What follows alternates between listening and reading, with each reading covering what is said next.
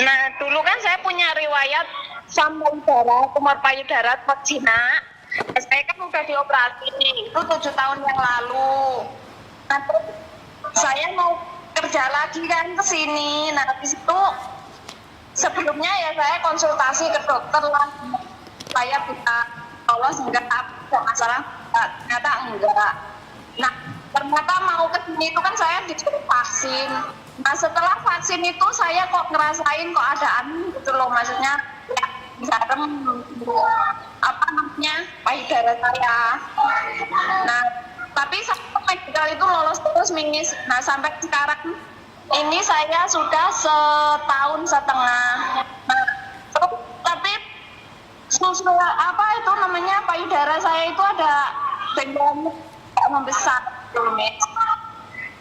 Nah, terus saya itu harus gimana? Tadi kan aku udah ke dokter. Nah, dokternya saya ngomong sama si dokter begini-begini. Nah, dokternya bilang saya nggak bisa kesimpulan apa-apa. Soalnya kamu tetap harus ke hospital gitu.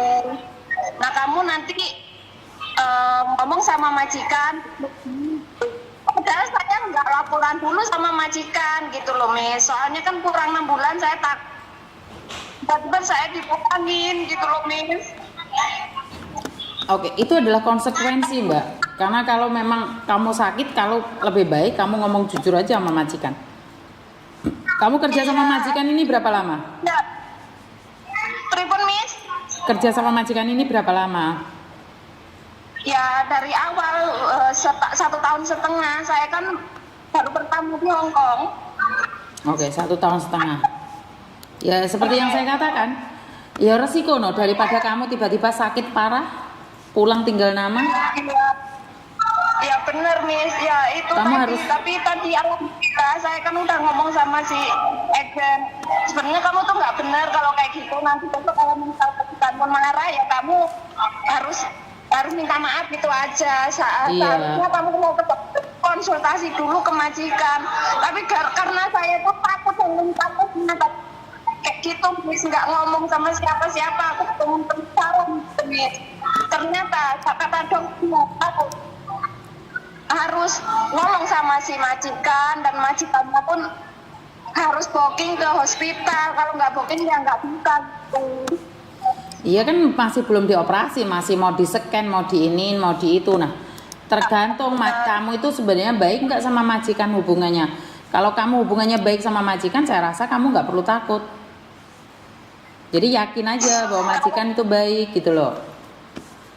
Iya Miss, ya dia baik, pokoknya selama ini dia nggak pernah marahin saya tuh. Ya pernah sih marahin tuh kalau saya kelihatan kayak agak nganggur gitu. Pokoknya itu kerjanya non-stop, ya saya tahu dia nggak suka saya apa. Pokoknya intinya selalu bekerja gitu Miss. Kerjanya harus non-stop gitu. Ya oke lah, saya udah tahu sama dia, oke, jadi dia nggak pernah marah. Makanya kan Miss Yuni bilang yang penting kamu merasa bahwa majikan kamu baik, ya udah nggak apa-apa gitu loh. Maka dari itu kamu ya harus bertahan dengan majikan seperti itu dan berdoa majikanmu menerima kamu apa adanya. Karena memang nggak bisa apa-apa sayang. Iya benar Miss. Terus kalau misalkan kayak ini cuman misalkan, kalau misalkan saya harus pulang itu kan saya belum punya uang buat tanggung. Saya kerja 1,5 tahun buat bayar utang suami. Saya sedihnya di situ, wis, bukan apa-apa sih sedihnya itu belum ada uang buat utang. Misalkan saya ya kalau itu kan nggak boleh dibicarakan dek sama majikan dok. Kalau kamu sampai ngomong sama majikan seperti itu, majikan malah semakin benci sama kamu. Ya itu adalah konsekuensinya. Kamu sudah kerja 1 tahun, masa iya nggak dapat apa-apa? Kan orang nggak percaya sayang. Bener nggak? Yus berdoa yang terbaik aja.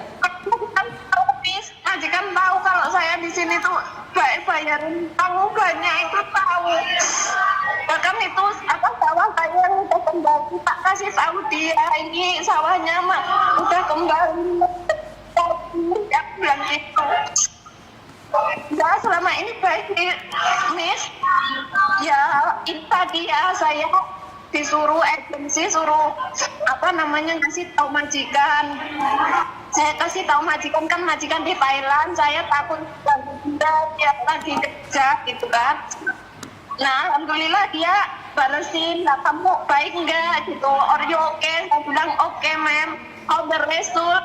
Terus saya bilang ya saya harus tetap ke hospital. Dia belum jawab. Jadi kamu nggak usah mikir yang aneh-aneh, siapa tahu kamu nggak dipecat, ngapain kamu mikir dipecat? Ya, Terus saya harus gimana nih? ya sekarang nunggu jawaban dari majikan, boleh apa enggak? Kalau kamu nggak ada izin dari majikan nggak boleh loh. Salah loh, itu kebijakannya dari Hong Kong loh. Karena kamu ke sana kan untuk bekerja, bukan untuk liburan. Kalau majikan nggak ngizinin, kalau majikan nggak ngizinin ya nggak bisa. Oh berarti mengikuti alurnya aja ya Miss ya? Iya. Majikan apa gitu aja? Terus nggak usah memelas-melas sama majikan, dan nggak semakin direndah no. Oh ya. Ah. Berarti saya bukan diam nunggu instruksi dari dia aja. Kalaupun tidak diizinkan ya bilang aja ya udah nggak apa-apa dadai. Setidaknya aku udah ngomong sama kamu kalau saya tuh ada sakit. Itu aja. Ngerti nggak? Nggak usah ngoyok, nggak usah engkel-engkelan, nggak usah tukaran.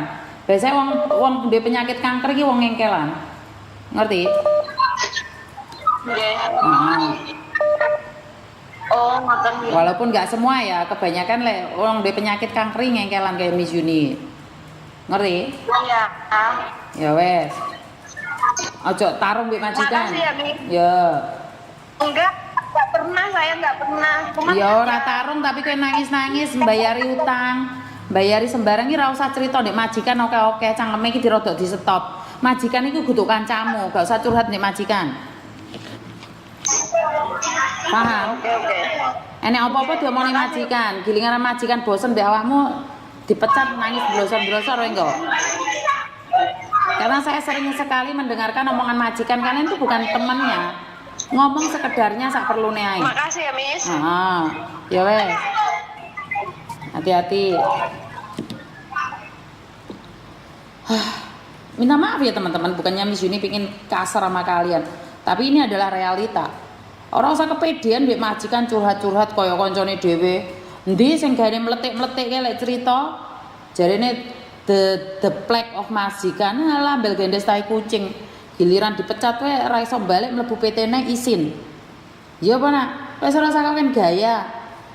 Majikan iki majikan ayat 1 pasal 1 majikan selalu bener. Kowe bener iso salah apa meneh kowe salah. Wis ora usah curhat-curhat. Ora usah sok dekat sok akrab sama majikan. Apa yang kamu pikirkan belum tentu majikan mikir. Intinya lek kuat dijalani, ora kuat ditinggal ngeret koper. Wis ora usah curhat ora duwe dhuwit nyekolahne anak, terus apa hubungane kowe karo majikan? Emangnya gendane majikan? Nek cerita kaya ngono terus kamu nggak jadi dipecat? Enggak. Intinya lakukan yang terbaik, kerja yang baik. Jangan pernah mengharapkan kasihan dari majikan. Itu prinsip. Kowe kerja saikhlasé ndek kono kuwi.